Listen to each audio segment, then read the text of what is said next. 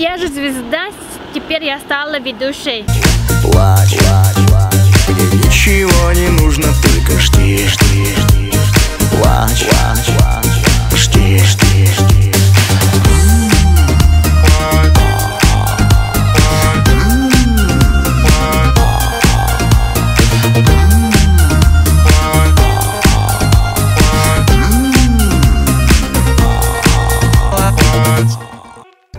Заметили проблему?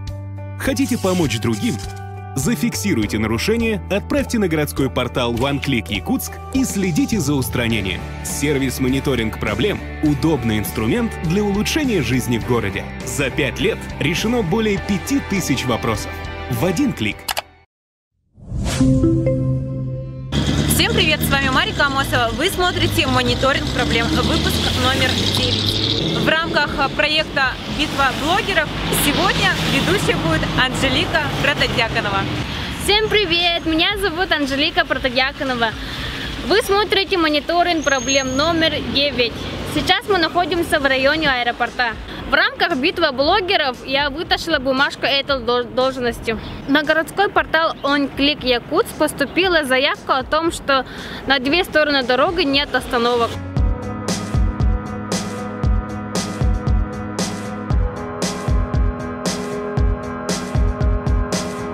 Я родился в Якутске, живу на Кузьмина 26Б, вот 14-этажное здание. Я все понимаю даже, есть люди старые, пенсионеры, их нету, чтобы посидеть на остановках. Автобусы вон ездят, а чтобы люди сидели, они не дают им. Как человек устанет, ладно молодой, он пойдет и поднимется, отряхнется, а старый-то человек, он же тоже не может конкретно это все делать. У него, как говорится, и подняться не сможет. Надо все равно возраст уважать. Всю жизнь живу здесь, в Якутске, в аэропорту живу, я 33 года здесь прожил. Не было здесь сидеть. Здесь вот есть был пятак, типа асфальтированный кусок. Но я не видел, чтобы здесь сидеть было. Всю жизнь здесь без изменений.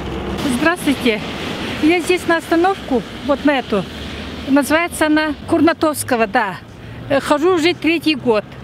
Здесь остановки нету, негде сидеть, ждать автобус очень неудобно. 3-й год вот так вот ходим, и старики есть, и детишки есть, все так и стоят. Очень неудобно, и пешеходного перехода тоже нету, здесь тоже бежать надо. Я живу здесь недалеко, постоянно наблюдаю такую картину, что некоторым бабушкам и пожилым людям очень неудобно стоять и ждать автобуса. Нет даже элементарной лавочки, чтобы им присесть и отдохнуть. Очень печально, что такое происходит.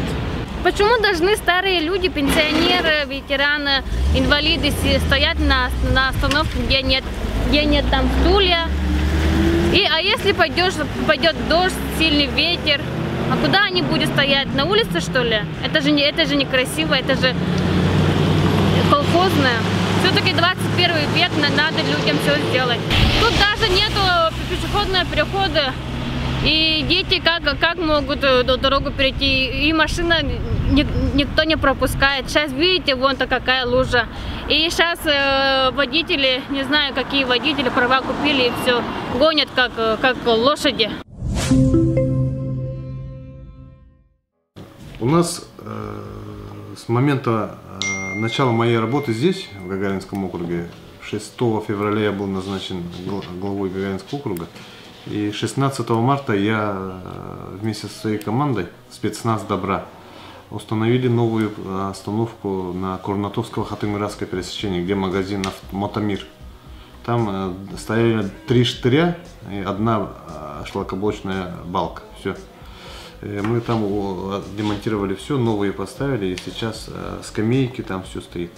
Потом мы в магазине «Колобок» в июне прошлого года новую, тоже там было вообще 3 штыря стояли, вообще остановкой было сложно назвать.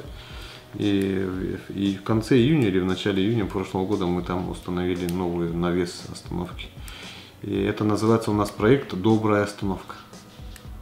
По этому проекту мы работаем, и это не сейчас это придумано, это было уже начато в прошлом году, и по очереди мы идем. Сейчас у нас в плане стоит магазин «Аленка», где кривая, вот искривилась эта остановка, и мы летом этого года тоже заново его поставим или отремонтируем. И самое вот то, что вы сегодня заметили, это остановка на Курнатовской над обрывом, где в дождь, в слякоть, в снег, ветра, там люди стоят, очень много людей там ожидают и зимой, и осенью, весной.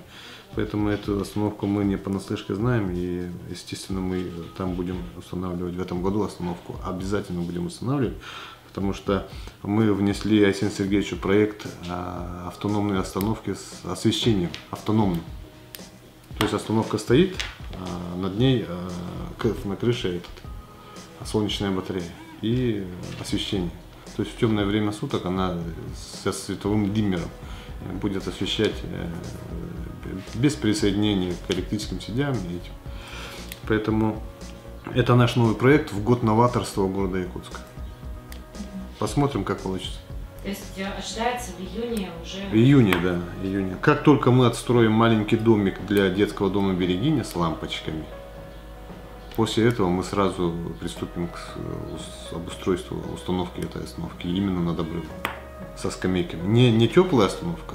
Ну, возможно, мы хотим, чтобы там теплая была, хотя бы, чтобы это, ну, если спонсоры согласятся, там же только спонсоры. Своих средств в управах нету, поэтому с социальными партнерами, с активистами, с аэропортом Якутском мы сотрудничаем очень плотно.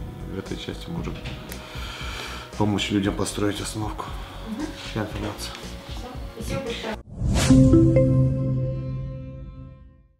Две недели тому назад мы снимали в пивном баре «Мафия». Как мы видим, что рекламные большие вывески сняты, и теперь вот осталась вот маленькая табличка. Вчера СМИ опубликовала информацию о том, что деятельность этого бара завершена. Надеемся о том, что жители могут спать спокойно. Только что зашел молодой человек, и мы спросили, бар работает, он сказал, что открывается с 15:00, и поэтому мы решили проверить данную информацию. Ага, скажи, пожалуйста, что ты же сказал нам, что вы с 3 часов работаете. Ну да. Работаете, да, с 3? Да. Ты новенький? Нет. Ага. Скажи, пожалуйста, а вчера опубликовали на сайте о том, что этот бар закрылся? Вы вчера нам звонили? Нет. Мы не звонили? Пока не закрыли еще. А не собираетесь, да, закрываться? Нет. Значит, это ложная информация. Пока нет. До свидания. Ну все, на сегодня все. Мне понравилось, ну, сами понимаете, первый раз это все сложно, а потом попробовать тоже можно. Ну, понравилось 50 на 50.